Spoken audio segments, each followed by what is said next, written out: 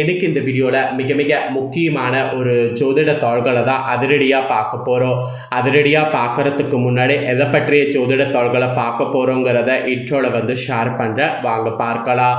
தற்போது 2025 ஆண்டில் தமிழ் மாதம் 8வது மாதமான கார்த்திகை மாதமும் ஆங்கில மாதத்தில் 11வது மாதமான நவம்பர் மாதமும் நடந்துட்டுருக்கு. இந்த மாதங்கள் மிக மிக முக்கியமான மாதங்களாக கருதப்படுது. ஏன்னா இந்த மாதத்தில் ஆன்மீக சார்ந்த நாட்களும் ஜோதிட சார்ந்த விஷயங்களும் நிறைய நடக்கும்.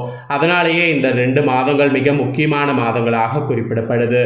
இந்த மாதத்தில் கிரகங்கள் ஸ்பெஷல் நிலையில் அமைந்ததுனால ஒவ்வொரு ராசிக்காரங்களுக்குமே இனி அடுத்ததாக சிலது இதெல்லாம் நடக்கும் என்பது நட்சத்திரத்துக்கேற்ப குறிப்பிடப்பட்டிருக்கு. அப்படி குறிப்பிடப்பட்ட பலன்களை இந்த வீடியோவில் சிம்மம் ராசிக்காரங்களுக்கு பார்க்க போகிறோம். சிம்மம் ராசியில் பிறந்த நேயர்கள் உங்களோட நட்சத்திரத்துக்கேற்ப என்ன மாதிரியான பலன்கள் கிடைக்கும் அப்படிங்கிறத இந்த வீடியோவில் தெரிஞ்சுக்குங்க. ஸோ தெரிஞ்சு அதற்கேற்ப நடந்து பலன் பெறுங்க. ஆக்சுவலி உங்கள் ராசி நட்சத்திரத்துக்கு பரிகாரமும் சொல்ல போகிறேன். பணவரவுங்கிறது இப்போ இருக்கக்கூடிய காலகட்டத்தில் ரொம்ப முக்கியமான ஒன்று. அந்த பணவரவு உங்களுக்கு நிறைய கிடைப்பதற்கு ஒரு பரிகாரம் செய்யணும்.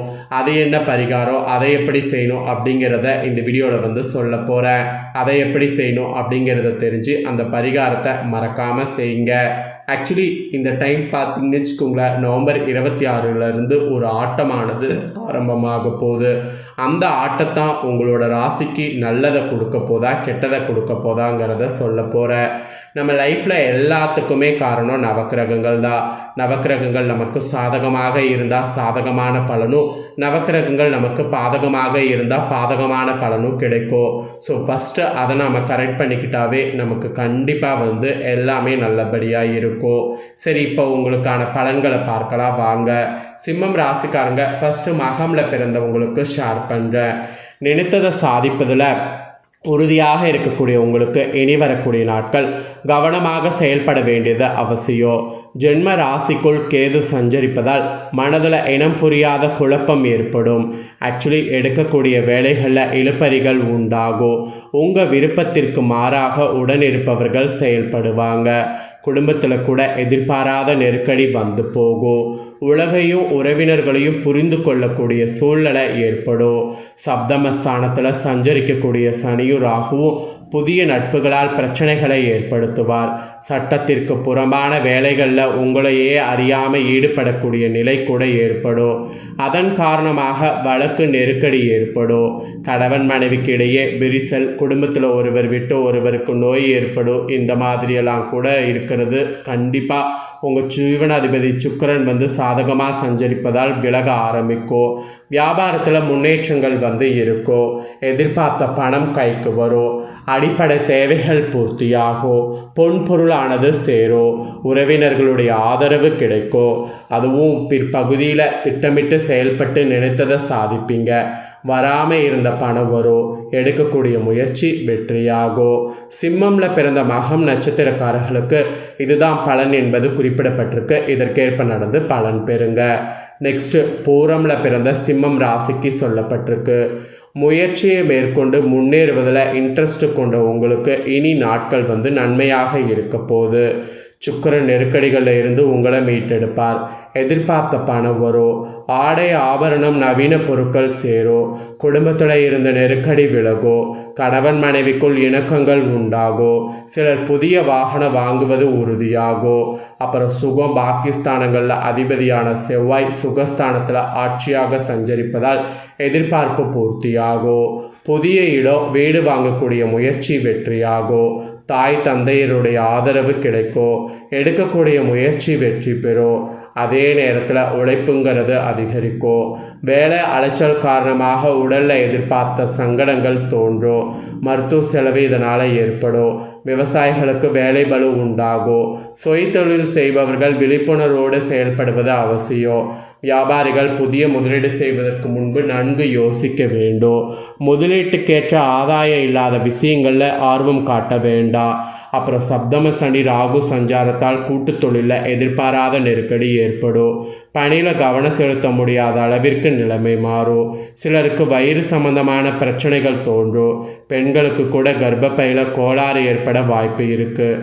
மருத்துவரை சிந்தித்து ஆலோசனை பெறுவது நல்லது. புதியவர்களிடம் விலகி இருப்பதால் சங்கடம் ஏற்படாமல் போகும். அதே சமயம் மாணவர்கள் படிப்பில் அக்கறை காட்டணும், இல்லைனா உங்களுக்கு தான் கஷ்டம். ஸோ பூரமில் பிறந்த சிம்மம் ராசிக்கு இதுதான் பலன் என்பது குறிப்பிடப்பட்டிருக்கு. இதற்கேற்ப நடந்து பலன் பெறுங்க. நெக்ஸ்ட்டு உத்திரம் 1ஆம் பாதத்தில் பிறந்த சிம்மம் ராசிக்கு சொல்லப்பட்டிருக்கு. இதில் பிறந்த உங்களுக்கு என்ன பலன்கிறத வாங்க பார்க்கலாம். வாழ்வில் எப்போதும் தனித்துவமாக செயல்படக்கூடிய உங்களுக்கு இனி வரக்கூடிய நாட்கள் நிதானமாக செயல்பட வேண்டியது அவசியம். ராசிநாதன் பார்த்தீங்கன்னு வச்சுக்கோங்களேன், சூரியன் சுகஸ்தானமான 4வது இடத்துல சஞ்சரிப்பதால் பணியாளர்களுக்கு வேலைபளுவும் நெருக்கடியும் அதிகரிக்கும். அரசியல்வாதிகளுக்கு எதிர்பார்ப்பு இழுபறியாகும். நேற்று வர நன்றாக சென்று கொண்டிருந்த வேலைகளில் பின்னடைவு ஏற்படும். சிலருக்கு எதிர்பாராத இடமாற்றம் ஏற்படும். பணியாளர்களுக்கு உழைப்பு அதிகரிக்கும். உழைப்புக்கேற்ற ஆதாயம் இல்லை என்ற நிலை ஏற்படும்.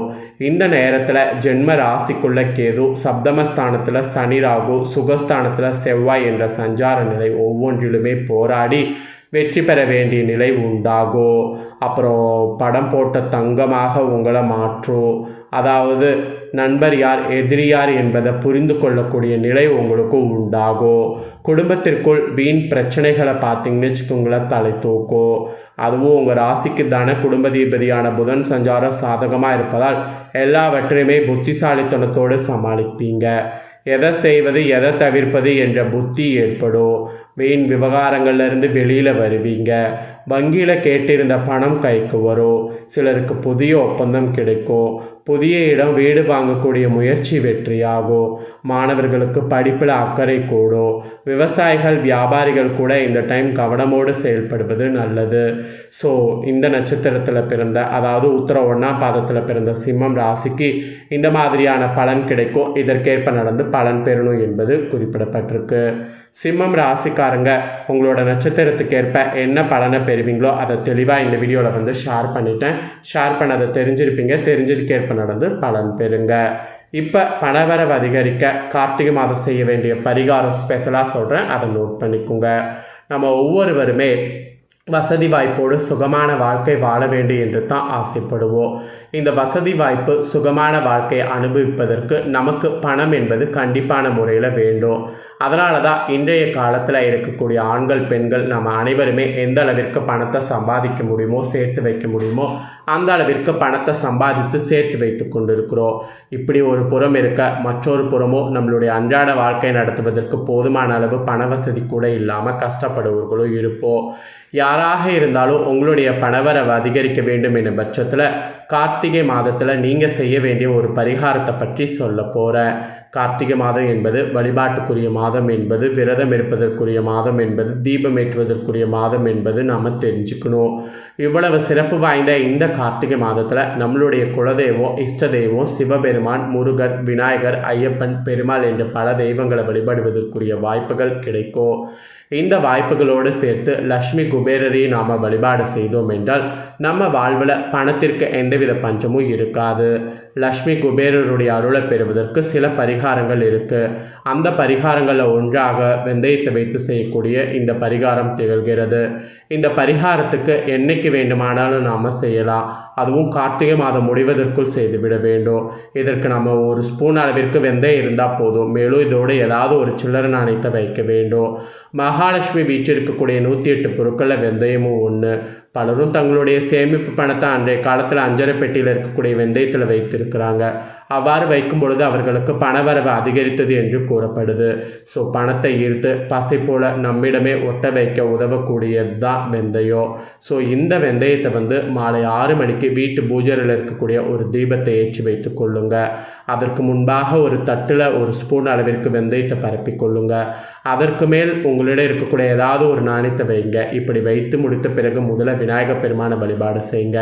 அடுத்ததாக குலதெய்வ இஷ்ட தெய்வத்தை வழிபாடு செய்யுங்க. பிறகு சிவபெருமானை, முருகப்பெருமானை வழிபாடு செய்துவிட்டு லக்ஷ்மி குபேரரை வழிபாடு செய்யுங்க. கரெக்டாக இரவு 8 மணி வரை இது அப்படியே பூஜையில் இருக்கட்டும்.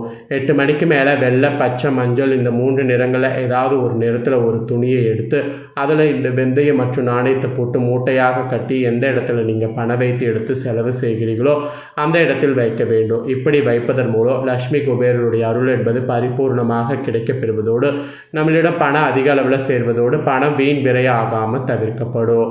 மிகவும் எளிமையான அதே சமயம் பணத்தை இருக்கக்கூடிய அதிசக்தி வாய்ந்த இந்த வெந்தயத்தை வைத்து இந்த முறையில் பரிகாரம் செய்பவர்களுக்கு பணவரவில் இருக்கக்கூடிய தடைகளும் நீங்கும், பணவரவு அதிகரிக்கும், பணவரவு சேமிப்பாக உயரக்கூடிய வாய்ப்புகள் உண்டாகும். ஸோ நம்பிக்கையோட ட்ரை பண்ணி பலன் பெறுங்க.